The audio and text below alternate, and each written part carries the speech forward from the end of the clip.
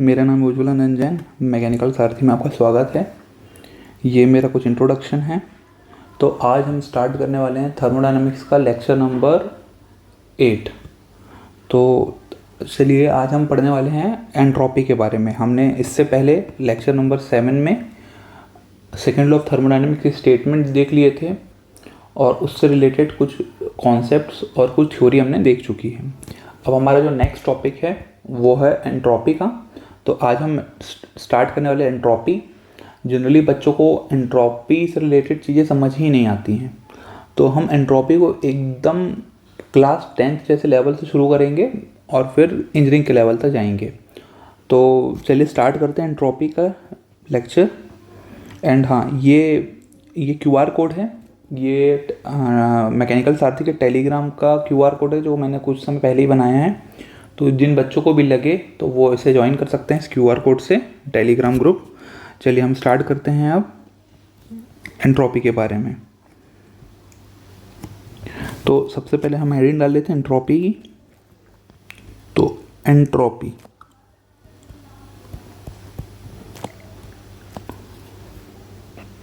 Okay, देखिए सबसे पहले आप ये समझिए कि एंट्रोपी का जो बेसिक डेफिनेशन होता है वो क्या है। ठीक है, तो हम सबसे पहले एंट्रोपी का बेसिक डेफिनेशन देख लेते हैं। It defines as the degradation of energy. Okay, ये बहुत कॉमन डेफिनेशन है, हो सकता है आप में से बहुत लोगों ने इसे सुना भी होगा। अब हम इसको देखते हैं कि एक्चुअली कहना क्या चाह रहा है। देखिए, मैंने आपको जो पहले फर्स्ट लॉ बताया था तो उसके बाद मैंने आपको ये समझाया था कि फर्स्ट लॉ जो होता है वो क्वांटिटेटिव इन नेचर है। क्वांटिटेटिव मतलब वो वैल्यू पे डिपेंडेंट है कि 10 किलो जूल ऑफ हीट या 10 kilo joule of work. First law के लिए heat and work both are same entity. First law heat और वर्क को डिफ्रेंशिएट नहीं करता। बट जैसे ही हम सेकेंड लॉ का इंट्रोडक्शन पढ़ते हैं तो हमको वहाँ पे ये पता चला था कि एनर्जी को हाई ग्रेड और लो ग्रेड में हमने डिवाइड किया हुआ है, वो सेकेंड लॉ के हिसाब से है। हाई ग्रेड एनर्जी वर्क थे, EMF थे, फोर्स थे। वहीं जो लो ग्रेड एनर्जी थी वो हीट थी। तो देखिए, जहाँ भी लो ग्रेड एनर्जी होगी उसके कारण एनर्जी का डिग्रेडेशन होगा, उसके फ्लो के कारण एनर्जी का डिग्रेडेशन हो सकता है। तो उसी डिग्रेडेशन ऑफ एनर्जी को हम बोलते हैं एंट्रोपी। देखिए, डिग्रेडेशन ऑफ एनर्जी मतलब क्वालिटी ऑफ एनर्जी डिग्रेड हो रही है। आपसे कोई पूछेगी क्या डिग्रेड हो रहा है, क्वांटिटी नहीं। अगर 10 किलो जूल ऑफ एनर्जी है तो डिग्रेडेशन ऑफ एनर्जी के बाद भी वो 10 किलो जूल ऑफ एनर्जी होगी। बट आप समझिए, 10 किलो गोल्ड, 10 किलो सिल्वर, दोनों का क्वांटिटी सेम है बट उसकी वैल्यू क्वालिटी अलग है। गोल्ड ज़्यादा महंगा है सिल्वर के कंपेयर में। उसी प्रकार जो हाई ग्रेड एनर्जी है उसका अगर भले ही अमाउंट 10 किलो जूल ही होगा पर उसकी क्वालिटी, उसकी एफिशिएंसी, उसकी इफेक्टिवनेस ज़्यादा होगी उस एनर्जी की। इसलिए हमको जो भी हम आमतौर पर अपनी ज़िंदगी में एनर्जी देखते हैं हम यूज़ करते हैं हाई ग्रेड एनर्जी को, क्योंकि हाई ग्रेड एनर्जी ही जो डिवाइसेस हैं वो चलाती हैं। फॉर एग्जांपल, आपने फ़ैन ऑन किया तो आपने बटन दबाया तो उससे करंट फ्लो हुआ, इलेक्ट्रोमैग्नेटिक फोर्सेस जनरेट हुए, उससे फ़ैन घूमा, तो वो जो एनर्जी है वो हाई ग्रेड एनर्जी है। पर जनरली जो इलेक्ट्रिसिटी होती है वो प्रोड्यूस कहाँ से होती है, कोल से हमको हीट एनर्जी मिलती है, वो लो ग्रेड एनर्जी है। उसको हम कन्वर्ट करते हैं टरबाइन के रोटेशन पे। हम पावर प्लांट में यही तो करते हैं, स्टीम पावर प्लांट में यही तो किया जाता है। तो वहाँ पे भी हमको हीट जो कि लो ग्रेड एनर्जी है वो हमको नहीं चाहिए, हमको चाहिए high grade energy. Human need ही हाई ग्रेड एनर्जी पे डिपेंडेंट है। तो इसलिए डिग्रेडेशन ऑफ एनर्जी का कॉन्सेप्ट बहुत इंपॉर्टेंट है।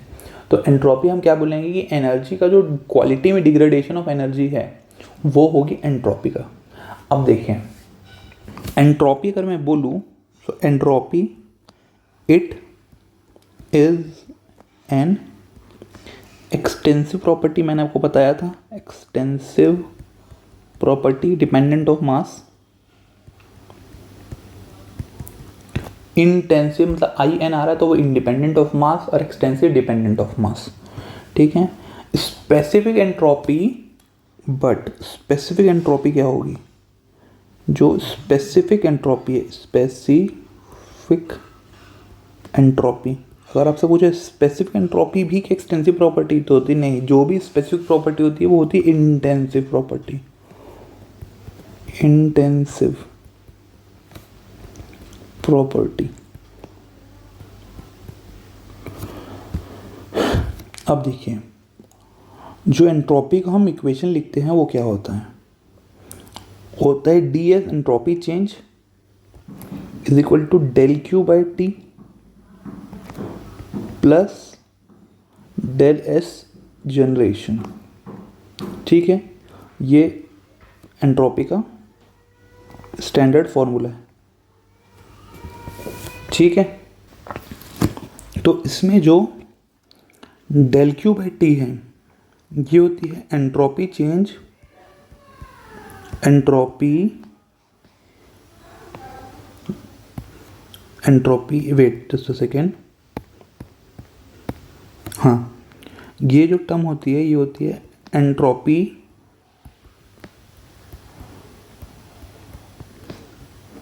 Change due to heat interaction.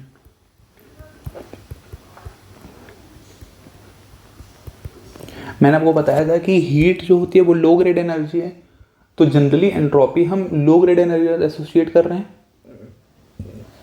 Entropy हम लो ग्रेड के साथ, तो ये वही है डेल क्यू बाई टी, वही शो कर रही है कि अगर हीट ट्रांसफर होगा तो एंट्रोपी चेंज हो सकती है। ठीक है, अब ये जो डेल एस जनरेशन है ये है इंटरनल इरिवर्सिबिलिटी।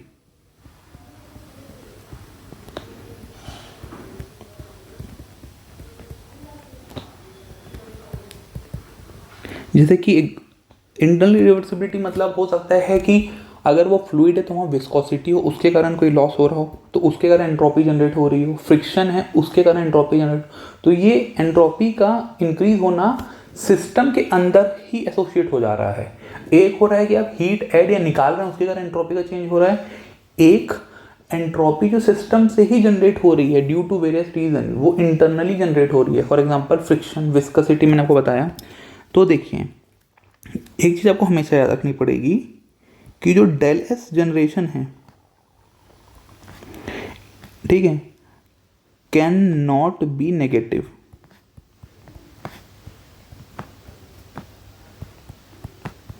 क्यों?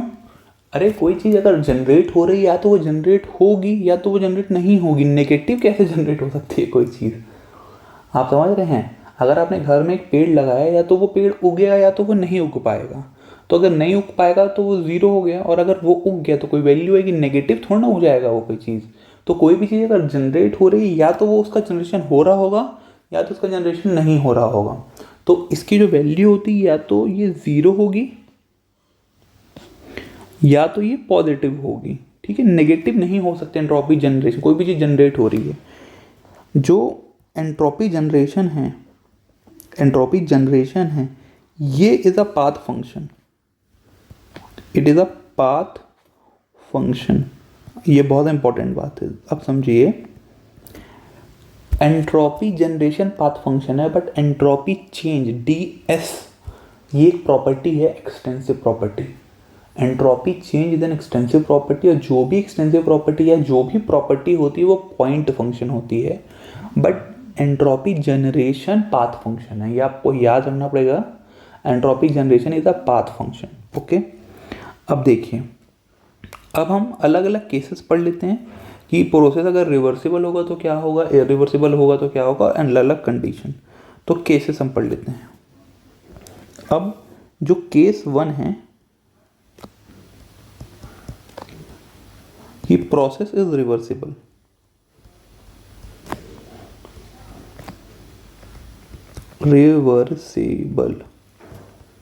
ठीक है। तो प्रोसेस अगर रिवर्सिबल है तो एंट्रोपी जो जनरेशन होगा वो ज़ीरो होगा। रिवर्सिबल प्रोसेस के लिए इंटरनल जनरेशन नहीं होता। आप समझिए, रिवर्सिबल प्रोसेस के लिए ज़रूरी नहीं कि एंट्रोपी ज़ीरो हो। रिवर्सिबल प्रोसेस का मतलब ये नहीं होता कि एंट्रोपी का चेंज ज़ीरो हो रहा है वहाँ पे। रिवर्सिबल प्रोसेस का सिंपली मतलब हो रहा है कि इंटरनल एंट्रोपी जनरेशन ज़ीरो है, सिस्टम के अंदर कोई एंट्रोपी जनरेट नहीं हो रही है। एक्सटर्नल हीट के कारण अभी भी चेंज हो भी सकता है, नहीं भी हो सकता है, वो हम देखेंगे अब। ठीक है, तो पहला रिवर्सिबल है, पहला केस क्या आ गया, इस पहले अगर हमने सबसे पहला assumption रिवर्सिबल है हमारा, तो उसको अगर हम लगाएं तो जो डी एस क्या हो जाएगा, del Q by T plus del S generation ये होता है, तो ये ज़ीरो होगा रिवर्सिबल के लिए, तो डी एस क्या हो जाएगा, del Q by T.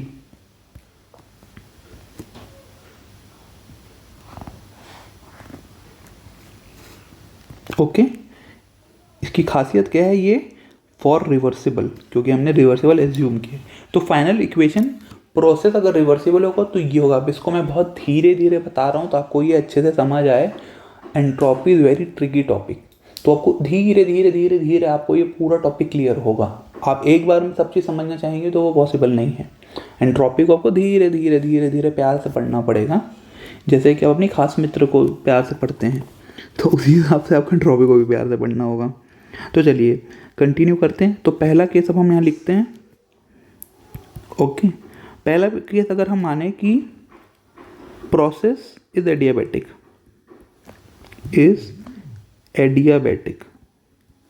Process is adiabatic. मैंने आपको बताया था कि एडियाबैटिक प्रोसेस क्या होता है, जहाँ पे हीट ट्रांसफर ज़ीरो हो।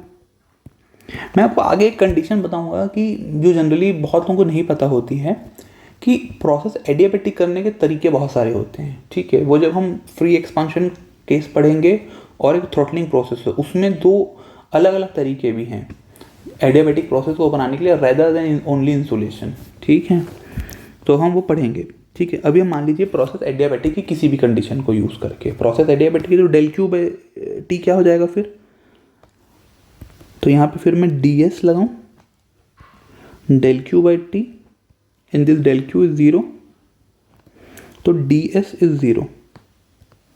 तो एंट्रोपी चेंज ज़ीरो है, तो एंट्रोपी क्या होगी, कांस्टेंट। चेंज ज़ीरो है तो एंट्रोपी कांस्टेंट, अगर 10 थी तो अभी भी 10 है, तो D S zero, 10 minus 10 zero. ठीक है, सो यहाँ तक क्या कंक्लूजन निकला, for reversible adiabatic process entropy change is zero. अगर एंट्रोपी चेंज ज़ीरो या एंट्रोपी कांस्टेंट है तो उसको हम बोलते हैं आइसेंट्रोपिक प्रोसेस।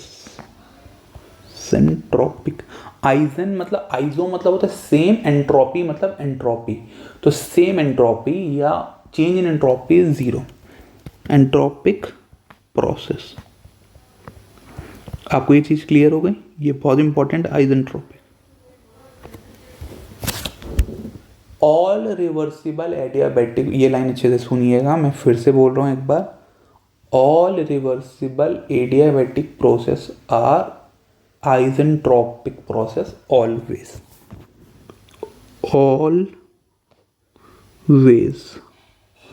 बट क्या all isentropic process are reversible adiabatic only, no.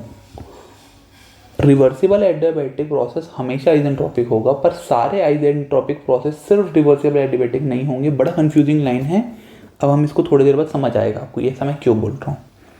ठीक है, अभी आप इसको ऑलवेज समझ लीजिए, जो इसका आगे डेरिवेशन है उसमें वो पॉइंट क्लियर होगा। सेकंड, हीट एडेड,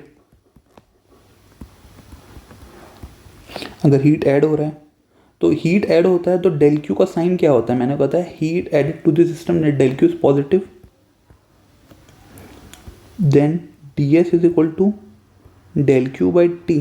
तो जब डेल क्यू पॉजिटिव है तो टी तो एब्सोल्यूट है, वो तो नेगेटिव हो ही नहीं सकता, केल्विन में होता है ना टी, तो एब्सोल्यूट स्केल केल्विन, वो नेगेटिव नहीं हो सकती। तो ये पॉजिटिव है तो this is also positive, so D S positive, D S is positive. Okay, ये पॉइंट क्लियर होगा हीट एडेड के लिए। अब एक थर्ड कंडीशन है केस वन के लिए, हीट रिजेक्टेड।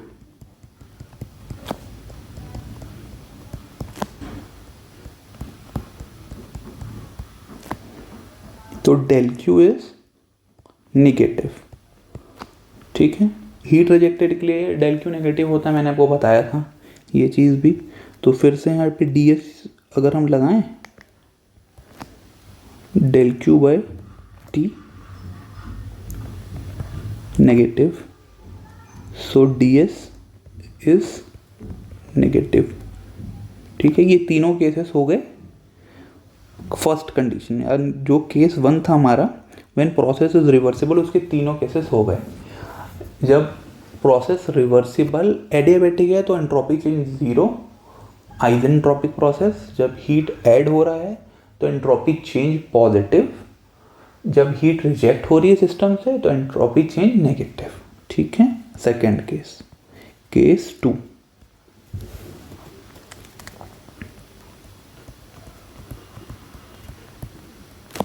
केस 2, अगर प्रोसेस इज इरिवर्सिबल है, तो इरिवर्सिबल प्रोसेस के लिए entropy generation is positive, entropy generation is positive. Sir क्या इरिवर्सिबल प्रोसेस का मतलब ये होता है कि एंट्रोपी चेंज पॉजिटिव होगी? नहीं, ऐसा कोई सर्टेनिटी नहीं है। Irreversible process can also be isentropic. College में ये हमको नहीं पता होता, मुझे भी नहीं पता था। तो अगर आपको लिए ये नया है तो उसमें कोई दिक्कत नहीं है, सबके लिए नया है था, ठीक है। और अगर आप पहले से जानते तो बहुत अच्छी बात है। रिवर्सिबल प्रोसेस का मतलब ये नहीं होता कि एंट्रोपी चेंज जीरो है। उसी प्रकार इरिवर्सिबल प्रोसेस का मतलब ये नहीं होता कि एंट्रोपी चेंज पॉजिटिव है, ये समझ लीजिए। सिंपली मतलब होता है रिवर्स हो जाना उस प्रोसेस का वापस फाइनल स्टेट से इनिशियल स्टेट पे। इरिवर्सिबल में वो सेम पाथ फॉलो नहीं कर सकता वो प्रोसेस वापस, ठीक है। हम वो कंडीशन अभी देखेंगे। अब आप देखिए पहला case, when process is adiabatic, तो डेल क्यू इज जीरो, कोई दिक्कत नहीं, होनी भी नहीं चाहिए। तो यहाँ पे क्या होगा देखिए, यहाँ पे तो डेल एस जनरेशन पॉजिटिव है तो सेम इक्वेशन यूज होगा, D S is equal to del Q by T plus del S generation, और ये पॉजिटिव है, यहाँ हीट ट्रांसफर हो नहीं रही है तो ये zero and this is positive. तो एडियाबैटिक इरिवर्सिबल प्रोसेस के लिए एंट्रोपी चेंज पॉजिटिव होगी। Second case, heat added to the system, heat added to the system, heat add होगा तो del Q positive heat add में, तो जो डी एस का इक्वेशन होगा वो del Q upon T plus del S generation, this is positive, this is also positive, so D S फिर से पॉजिटिव होगा ना। थर्ड, सबसे unique, heat rejected from this system, तो यहाँ पे डेल क्यू जो होगा ये नेगेटिव होगा, डेल क्यू इज नेगेटिव।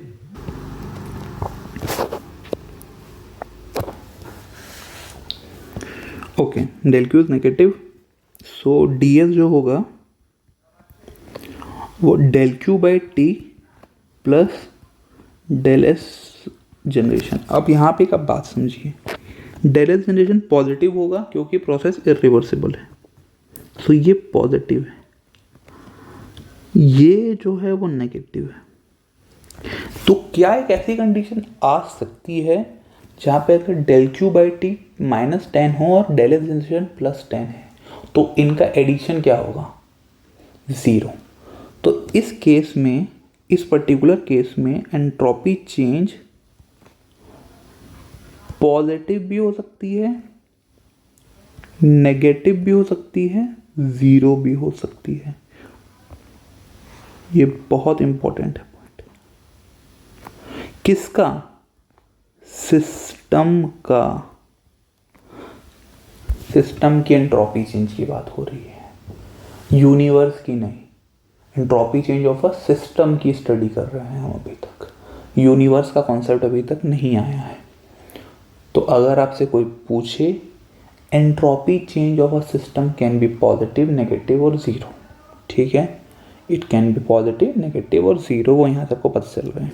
तो ये जो ज़ीरो का केस होगा, इसका मतलब क्या हुआ कि तो जो डेल क्यू बाई टी है उसका मैग्नीट्यूड डेल एस जनरेशन के बराबर हो जाए, क्योंकि एक पॉजिटिव है और एक नेगेटिव है, तो दोनों का सम ज़ीरो। तो यहाँ से आपको क्या पता चला कि irreversible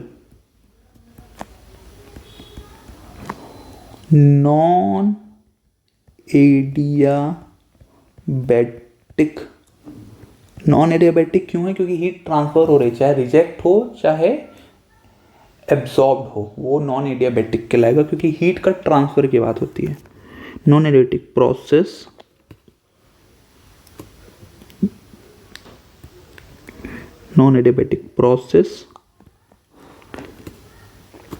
irreversible non-adiabatic process, entropy change can be zero, ठीक है। तो मैं यहाँ एक वो डायग्राम बना देता हूँ, आइजेंट्रोपिक, लोगों इसको अच्छे से राइटिंग से लिख देता हूँ,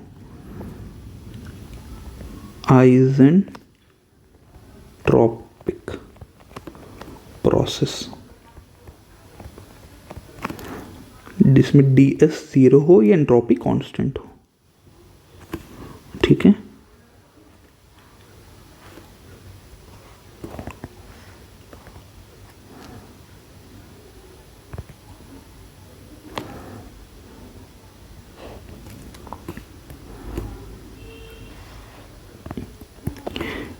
ये दो तरह से आइजेंट्रोपिक प्रोसेस हो सकता है। पहला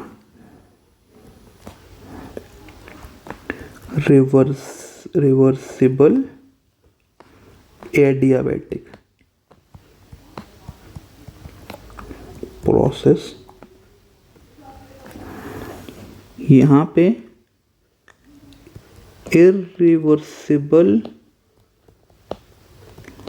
non adiabatic process.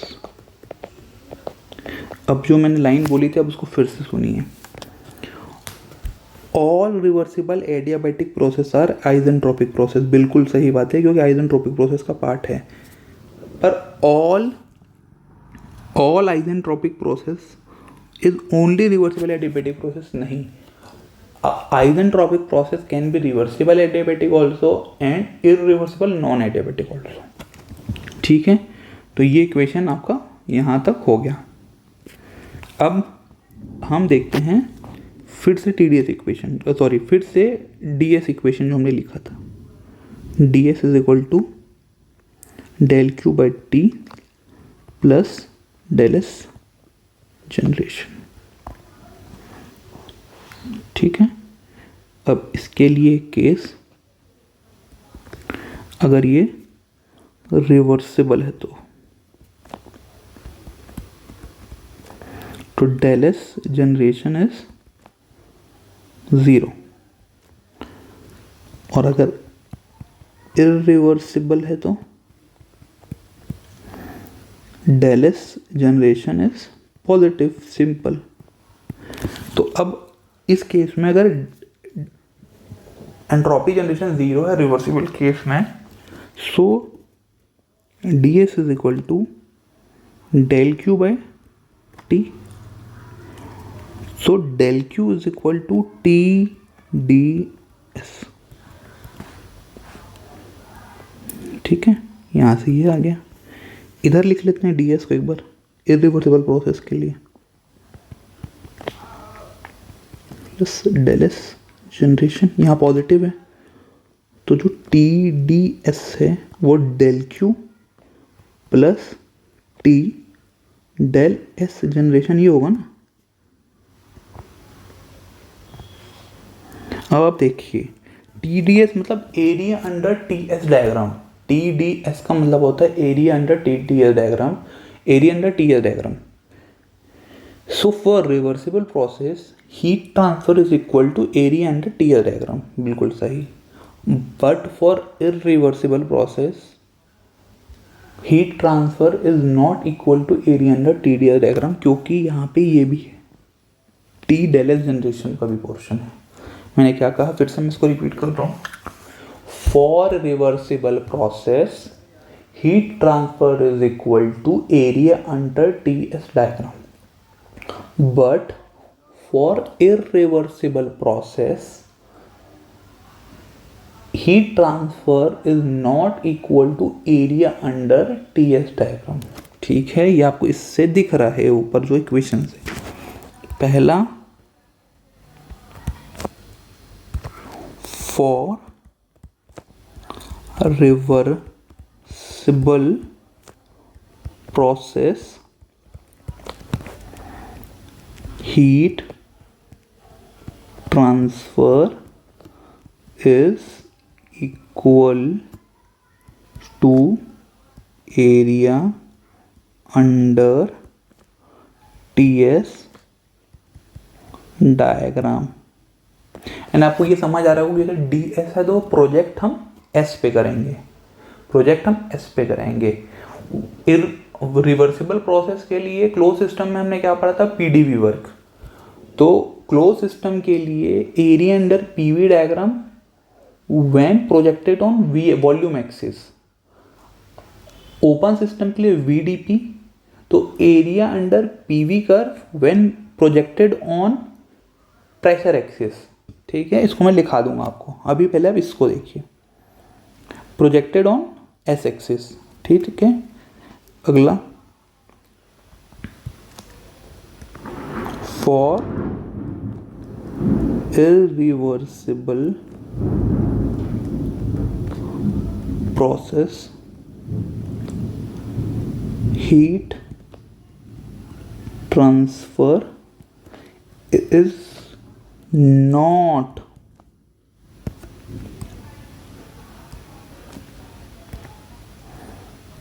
equal to area under TS diagram when projected on entropy axis. आप लिख सकते हैं, मैं यहाँ लिख नहीं रहा हूँ, पर इसको लिख भी सकते हैं, नहीं भी लिख सकना चाहे तो नहीं भी लिख सकते हैं। ठीक है, ये दोनों पॉइंट क्लियर हो गया। फॉर्मूला से हमने इक्वेशन से देख लिया इन दोनों को। अब यहाँ इसके बाद हम टी डी एस इक्वेशन देखते हैं, देखते हैं। ठीक है, अब इसके बाद हम इक्वेशन देखते हैं, टी डी एस इक्वेशन।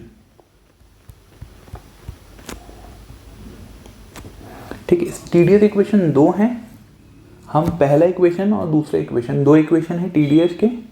तो मैं इसका डेरिवेशन छोटा सा है, पर मैं डेरिवेशन नहीं करा रहा हूँ क्योंकि डेरिवेशन से इस एग्ज़ाम में को उतना रिलेटेड नहीं है। ठीक है, छोटा सा ही डेरिवेशन है, बट मैं नहीं करा रहा हूँ उसको। ठीक है, तो first equation T D S is equal to D U plus P D we.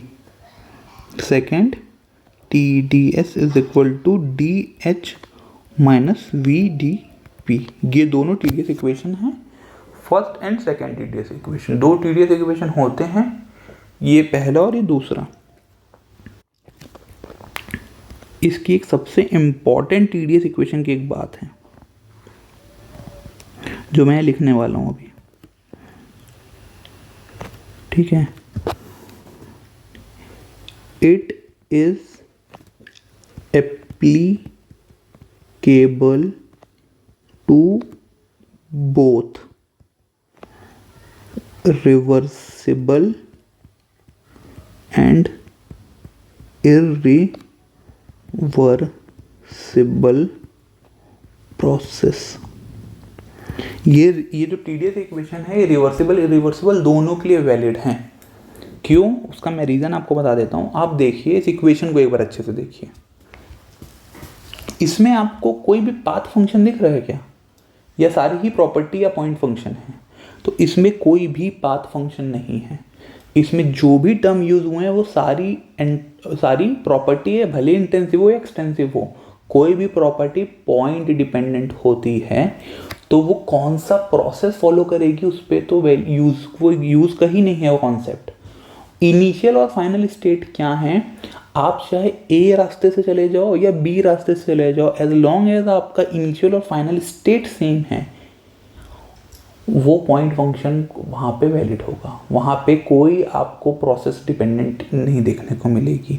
इसलिए ये रिवर्सिबल और इरिवर्सिबल पे डिपेंडेंट है। मैं एक चीज़ आपको और बताता हूँ, इससे ही रिलेटेड एक चीज़ आपको मैं और बताता हूँ। एंट्रोपी जो चेंज है वो भी पाथ फंक्शन नहीं है। क्यों कि entropy is an extensive property. तो एंट्रोपी चेंज जो होगा डी एस वो S2 माइनस S1 होगा ना। देखिए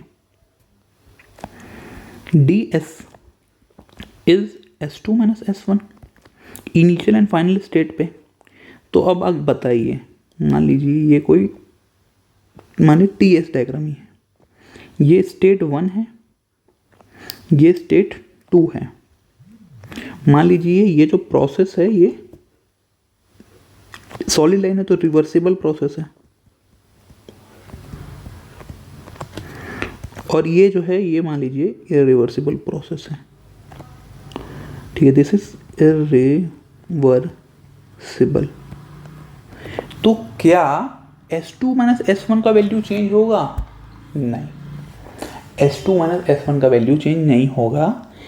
ये फर्स्ट के लिए भी वही होगा, ये सेकंड के लिए भी वही होगा। हम सॉरी अगर A और B से ले लेते हैं इसको, ताकि क्योंकि फर्स्ट और सेकंड स्टेट भी है।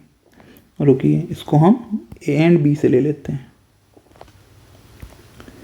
This is A, this is B। तो प्रोसेस A हो या B हो, फाइनल और इनिशियल स्टेट सेम है। तो DS इज सेम फॉर